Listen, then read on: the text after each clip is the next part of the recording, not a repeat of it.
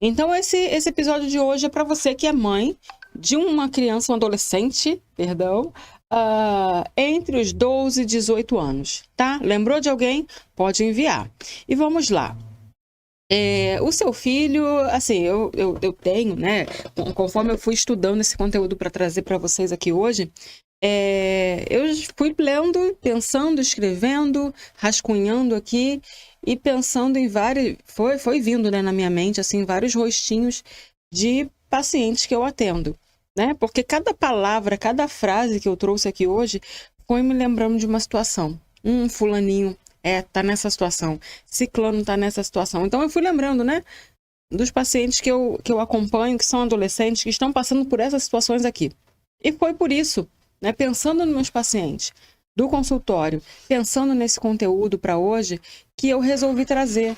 Eu falei, eu não tenho só ali aqueles pacientes, eu sei que tem muita mãe de adolescente passando por situação difícil.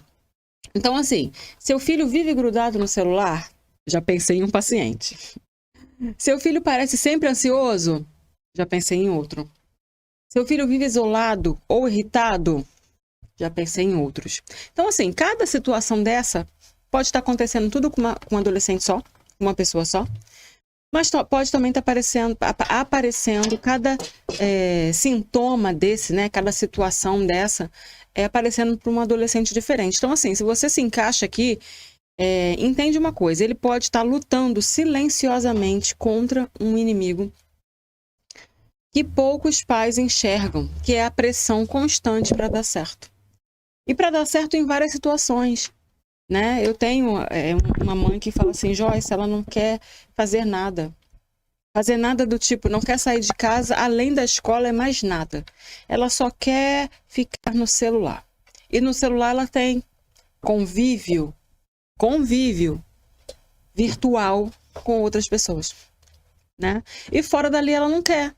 Não quer fazer uma atividade física, não quer fazer um curso de inglês, não quer fazer mais nada, não quer ir na rua, não quer fazer nada. É escola, casa, o dia inteiro dentro de casa com o celular na mão. É exatamente isso. E assim, ela já está sentindo essa situação de não estar dando certo. Socialmente, ela não está dando certo. Ela não tem amigos.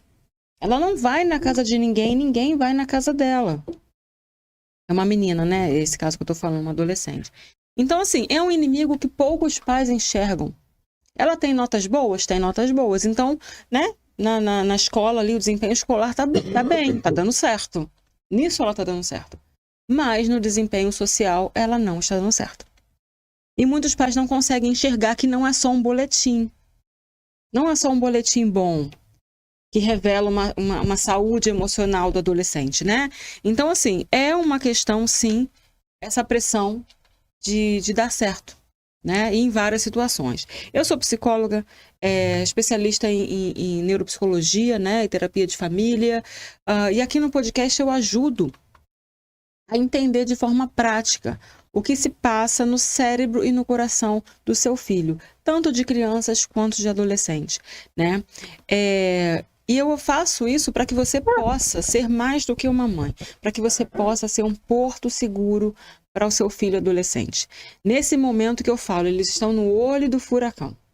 É um momento muito difícil mesmo, a gente sabe. Eles estão ali no limbo, né? Em cima do muro, não é criança. De um lado eles olham, né? Eles estão lá em cima do muro. De um lado eles olham, tem a infância, que não cabe mais para eles. Eles não estão mais ali. Eles não habitam mais a infância. E do outro lado eles olham e veem a vida adulta. Eles também não chegaram lá. Então eles estão nesse limbo. É difícil isso. E fora a questão hormonal, fora a questão do corpo mudando, as responsabilidades chegando, eles já conseguem fazer coisas que crianças não conseguem, não podem, mas eles não podem fazer tudo que os adultos fazem. Então, assim, é um limiar ali muito difícil, muito doloroso às vezes. Se ele não tiver essa conexão com você que é mãe dentro de casa, com você que é pai, né? Os meninos também precisam muito dessa presença do pai junto ali. Então, se eles não tiverem essa conexão, vai ser uma fase mais difícil do que já é. Então, assim, eu estou aqui hoje para que você possa ser mais do que mãe, mais do que progenitora desse adolescente. Para que você possa ser um porto seguro, um lugar quando tudo estiver ruim lá do lado de fora, né? As amizades, os namoros, né? As paqueras, tudo estiver ruim para eles, a autoimagem muitas vezes vai estar ruim, eles não vão estar gostando do que eles estão olhando no espelho, né? É espinha, é cabelo que está diferente, é o corpo que ainda não está daquele jeito que eles querem, né? Então, assim, eles vão estar nessa crise toda, nesse olho do furacão, como eu já citei aqui. Mas eles vão olhar para dentro de casa e vão ver um porto seguro ali. Eu tenho uma mãe que me compreende, que me ouve, que me aceita, né? Que me dá um suporte, um pai, né? Então já se inscreve aqui e já encaminha, compartilha. Não, já está sentindo, né? Do que é que eu estou falando aqui? Está conseguindo entender um pouco mais do que eu estou querendo falar, do que eu vou falar aqui hoje? Então compartilha. Compartilha aí com alguém, com outras mães que se sentem perdidas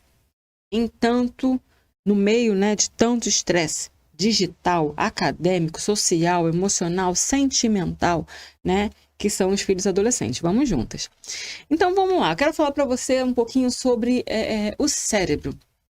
O cérebro do adolescente. A gente tem falado sobre o cérebro da criança, que é um cérebro em construção, certo?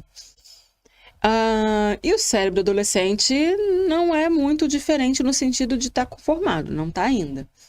O cérebro do adolescente também está em formação, até por cerca aí, dos 24, 25 anos, ele vai estar ainda em formação. Novas sinapses, novas conexões, né? A neuroplasticidade, o cérebro vai se moldando ali, as experiências e tudo mais. Então, tudo isso a gente sabe que só se encerra ali, só fecha mesmo por volta dos 25 anos. Veja bem, olha tudo que a gente já fez até os 25 anos. 25 anos já terminou a escola, já dá tempo de terminar a faculdade, já dá tempo de ter tido, né, o primeiro emprego, o segundo emprego, estágio, namoro. Tem gente que já casou com 25 anos. Então, assim, o cérebro nem terminou de se formar, né? Já votou, já tirou carteira, já perdeu carteira de habilitação, né? Então, assim, é muita responsabilidade para um cérebro que nem terminou de se formar. Pensa comigo. Né? E você imagina, ele está dentro da sua casa. E aí eu tô falando ainda bem antes, né? 12, 13 até 18. Então, assim, veja bem. A área pré-frontal, que é a que está atrás daqui da testa, que é responsável por planejamento, por controle dos impulsos e por tomada de decisão, por avaliar os prós e os contras, os prejuízos e as vantagens, tudo isso não se formou ainda. Isso é o que fecha.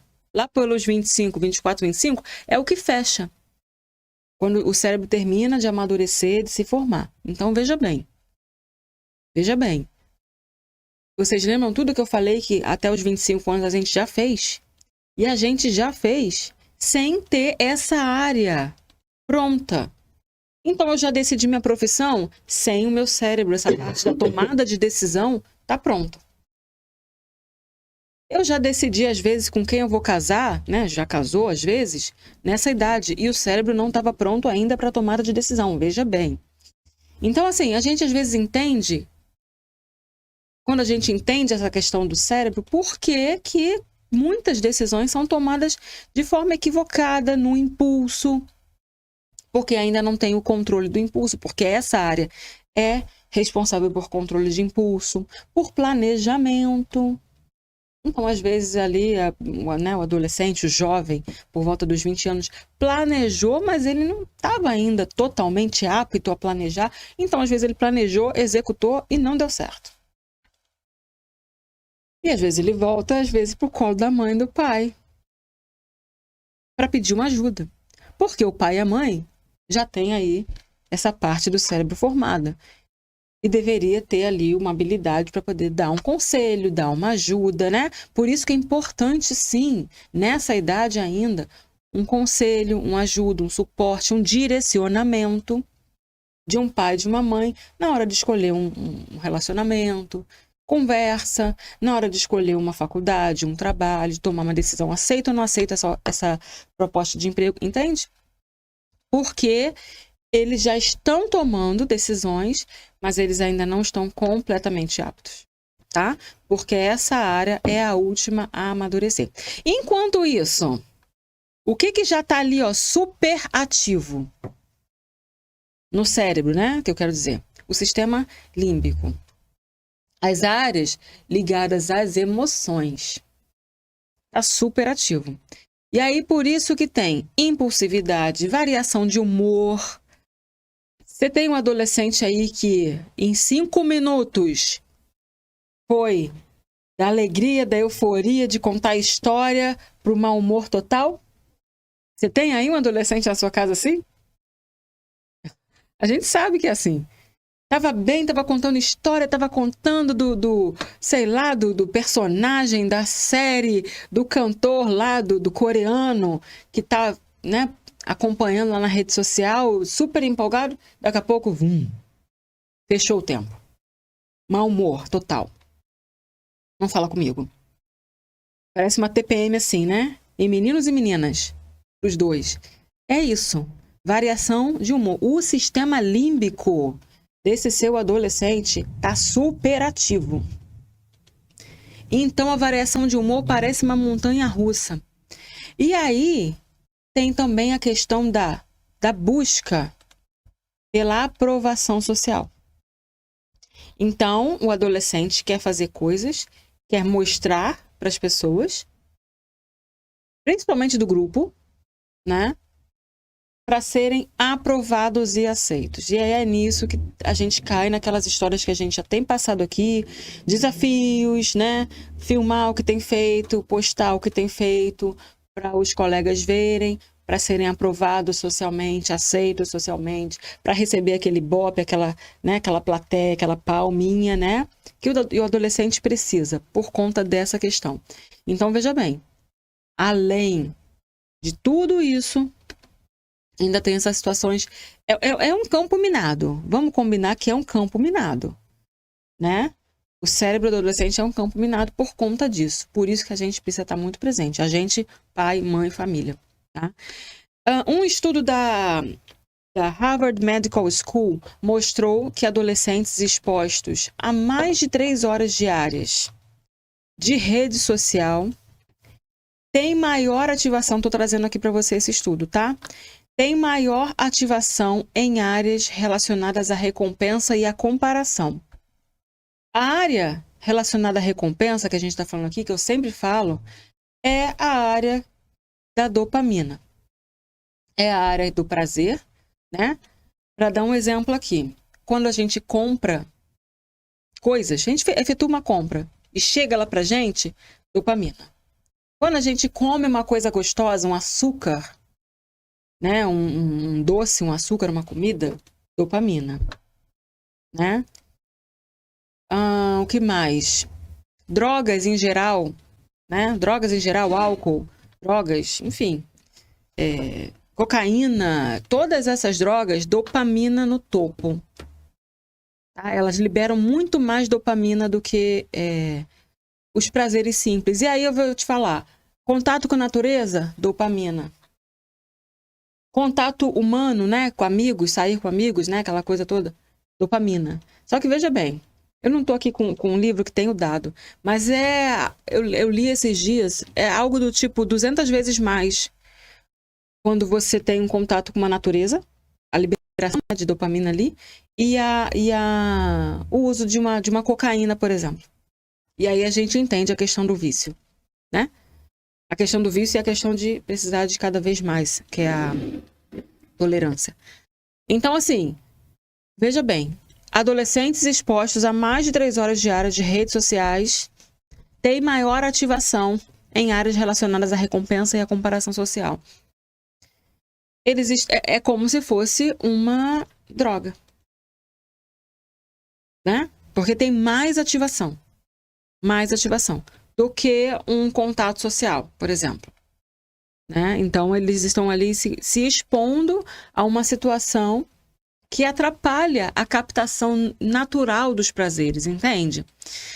E é assim, com base nesses anos, né, de atendimento, acompanhando família, acompanhando adolescentes que já tiveram alta, adolescentes que estão no meio do tratamento, adolescentes que já acabaram de começar.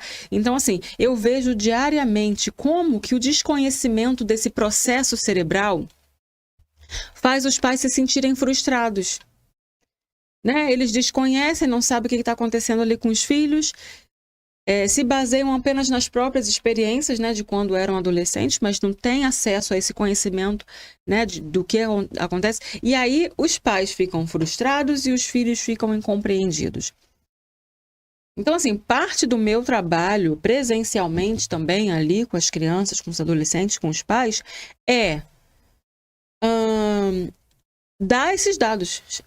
Chegar para eles com esses dados de formas que eles entendam, né? Os pais e os próprios adolescentes, eu falo para eles também, para os pacientes, para os adolescentes, para as crianças, né? Da forma ali que eles consigam entender sobre neurociência. Eles precisam saber o que está acontecendo no cérebro deles.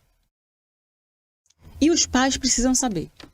E eu tenho aproveitado para falar sobre isso, né? Para os pais entenderem o que está acontecendo. Porque senão eles vão ficar eternamente frustrados que nunca conseguem alcançar, conectar com seus filhos.